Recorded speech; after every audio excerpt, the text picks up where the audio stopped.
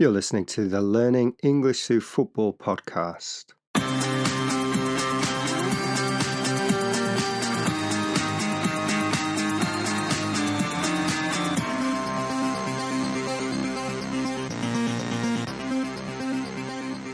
Hi everyone, my name's Damon, one half of the Language Caster team. The other half is Damien, who we will hear from later in the show in our predictions section. Damien is based in a chilly London, and I am in Tokyo, Japan, which is also a lot cooler, but is also nice and sunny this weekend.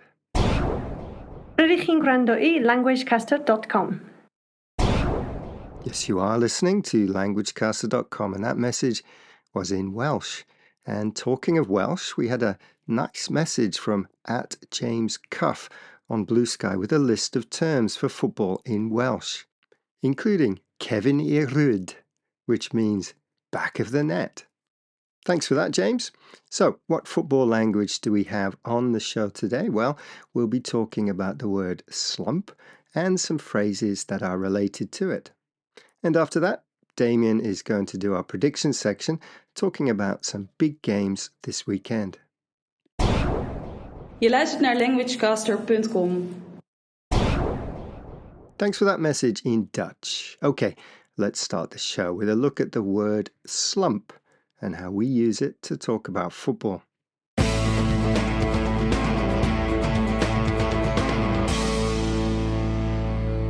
Right, a slump is a bad run of form, a time of bad luck or bad results. If a team, for example, doesn't win for several matches, we can say they are in a slump, or they are suffering a slump in form. Form, of course, is a team or a player's performance. We can use slump to talk about both teams and players. If a striker hasn't scored for a long time, they are in a slump. Another great expression for this situation is goal drought. The player is suffering a goal drought. We can also use slump as a verb. A team can slump to a defeat.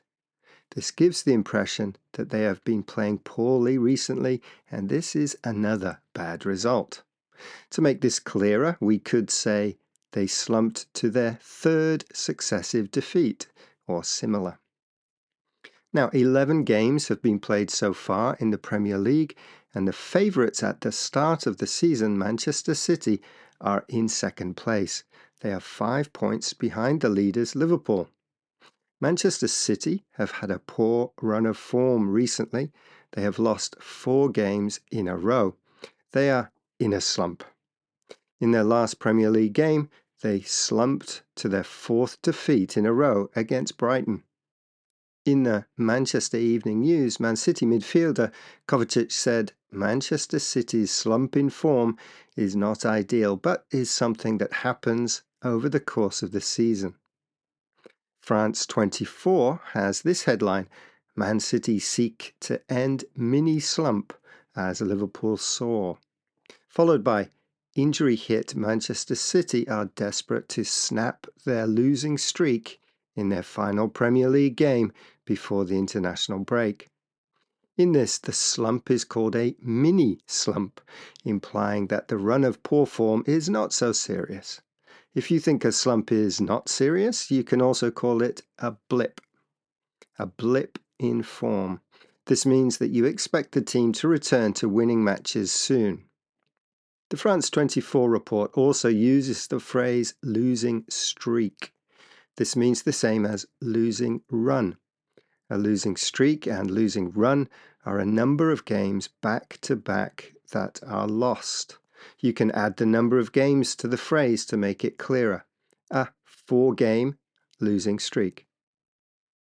So let's review some ways we can use slump. We can say 1. Manchester City are in a slump. 2. Manchester City are suffering a slump in form. 3. Manchester City at Brighton slumped to a 4th defeat. 4. Manchester City's slump in form is just a blip. How about your team? How is their form? Are they on a decent run, playing well, or have they suffered a slump in form? Ακούτε languagecaster.com. Thanks for that message in Greek. Remember that if you come along to our site at languagecaster.com, you can find hundreds more football expressions and cliches in our glossary pages. Also, let us know if there are any words you would like explaining, or share any phrases from your language. It's always interesting to learn about different ways to talk about football. Right, here's Damien with our predictions section.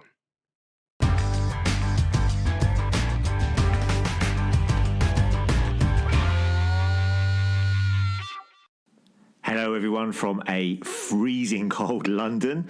Here are some of my predictions for this week. We've got 4 games, 3 from the Premier League and 1 from Spain. Okay, Arsenal against Nottingham Forest. Forest have been in good form recently, but I don't think they are going to get anything at the Emirates. Arsenal will win this one 2-0.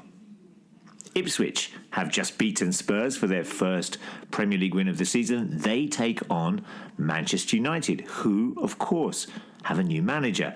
Will they have a new manager bounce? Yes. Manchester United will win this one, 2-0. My team Tottenham are playing away at Manchester City. I'm not so confident. I think this will be 2-3-1 to Manchester City. And finally, the big game in Spain is the Basque derby between Athletic Bilbao and Real Sociedad. I'm going for a 1-1 draw. 당신은 랭귀지 캐스터를 듣고 있습니까? Thanks, Damien, and thanks for that message, which was in Korean. So Damien is predicting a 3-1 win for Manchester City against Tottenham. That will end the Manchester team's 4-game slump. Arsenal are also suffering a slump in form, and Damien also thinks that will end too with a victory over Nottingham Forest.